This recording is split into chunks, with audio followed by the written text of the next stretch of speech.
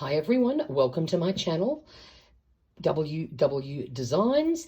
It's Nikki here, and this is where I share my love of paper crafting and all the fun things that I get up to. In my last video, I prepared the signatures to put into this gorgeous journal. And now you will notice that the signatures are already in the journal. I had a little recording boo-boo. So, you can't watch me put them in there, but I will give you a rundown of how I did it. It's very simple. Even though I had never done this before, it actually worked out really well, so I'm very happy about that. But briefly, what I did, I made a template that looked something like this. The idea is that the three signatures go in about 1 centimetre apart, and you'll see I've marked some spots. The idea of that is you put that in the center of your spine where you want to add your signatures, and then you use, if I can grab it, a pokey tool to simply press all the way through and get through your fabric. It makes it easier than trying to push a needle through. I like to use a larger needle, which means it doesn't have a really good point, so it's easier to make the holes, make them a little bit bigger so that everything moves around nicely. So I did intend to not do a hidden spine. I had made this, and then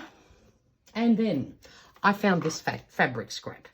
It's grungy and grotty, and I don't even remember what on earth I did this for.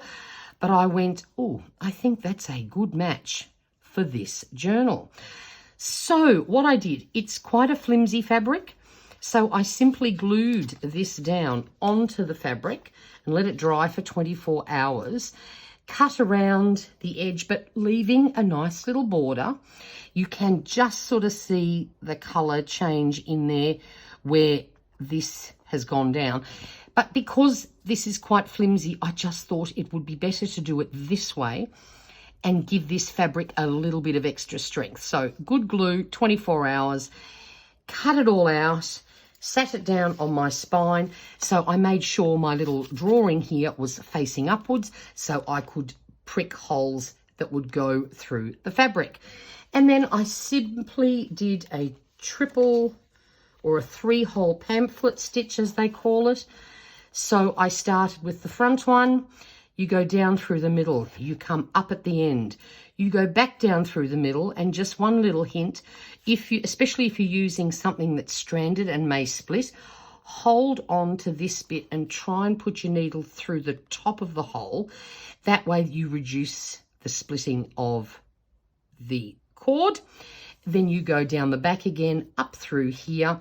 And what I always do is just weave my cord once under the middle and then tie a simple knot. It's very straightforward.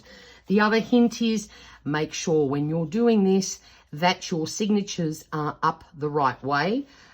I have sewn in signatures before upside down. This one almost went in upside down, and it probably wouldn't have been life or death, except the writing would have been upside down. So thankfully I picked up on that, and then you just sew them in one at a time.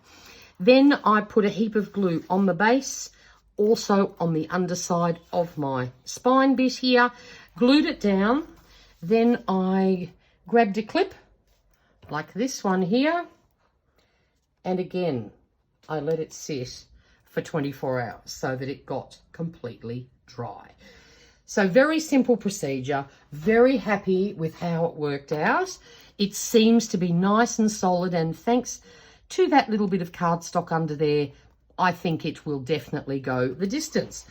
So of course the other thing I want to do before I actually do anything else with this journal is create a pocket for the front. I want to protect all my threads here. This is quite fine, this invisible thread, and I'm worried that over time they will snap. So that's what we're going to add to this journal today. So let me move that out of the way for just a moment. Grab my little board in. Now, what we're starting with is a piece of cardstock. This one is from one of the Stamperia kits, and I have cut it down to fit nicely inside the front cover. And that way, once it's glued down, my thread will be safe. But I just want to sort of make this look a little bit more interesting. So I think the first thing I want to do is it has to be some sort of pocket. Now, I could slice it. I could, you know, cut a hole in it like that. But seeing this is an ocean journal, I had this thought of creating a bit of a wave pattern for my pocket. So we're just going to cut it willy-nilly, bit of a wave motion going on there. And I don't want to make it any more fancy than that. The idea is I want to easily be able to put ephemera pieces in here, and then when I'm ready to actually put them in my journal, they'll be easy to access.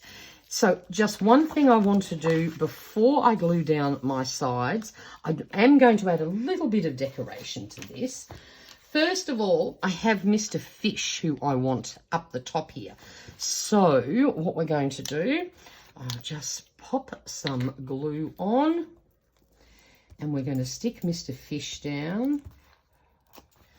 Now, I appreciate we won't see all of Mr. Fish because some of it will be tucked underneath, but that's okay.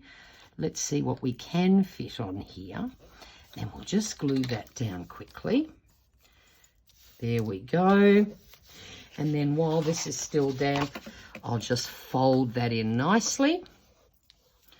There we go. Now, we need a lot of glue on the back here because we want it to adhere directly to my journal cover. So, down we go. Now, I sort of planned this, but I wanted to sort of still see my sewn edge and for it to roughly fit in the middle here. So we'll just glue that down. Now, the next thing is we need to glue our sides down.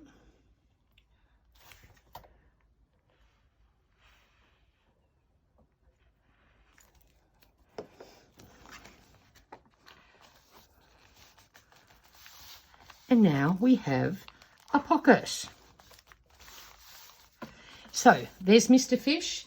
A couple of other things I'm going to add are these two die cuts, also from the Stamperia collection. They have a beautiful pearlized finish, and because these two had a little bit of red in it, I thought they were a great addition.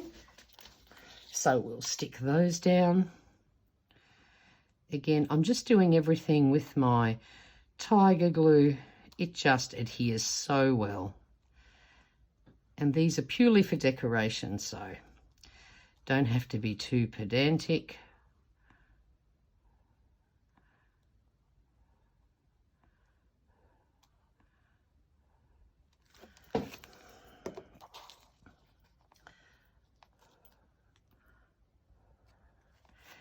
I'll put that right down on the edge there.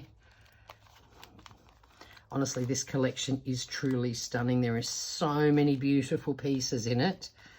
So that's that. And then we'll also add the little shell. The other pieces are fabulous, but they were all a bit too blue and they just sort of disappeared onto this. So I thought, no, we'll let that be. There we go. And then I also found in my stash these two little, it's on a little sheet of cut aparts from Kaisercraft a long time ago. And I thought I would just add them.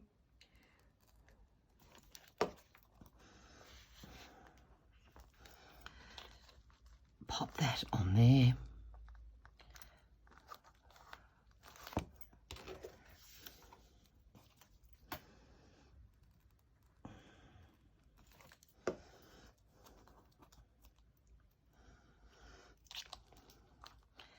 And we are done.